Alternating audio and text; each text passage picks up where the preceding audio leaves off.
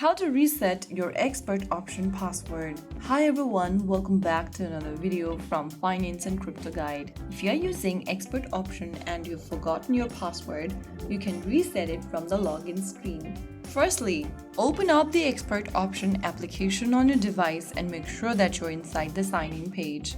From the main home page, go to the profile icon at the top right corner, and then from the expanded menu, select the login option from the top. Just go ahead and tap on Forgot Password and then enter the email associated with ExpertOption in the text box. Right after you do that, click on Send. Now, you'll receive an instruction sent to you on your registered email. Go check your email inbox and open the email from ExpertOption.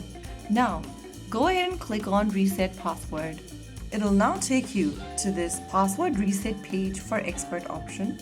Go ahead and enter the new password you want to change to. Now, confirm the new password once again in the next field and finally click on Change Password. So right after you do that, you will be able to reset your password on ExpertOption. Next time you log in, make sure to type in your correct email and then the password to sign back into your account.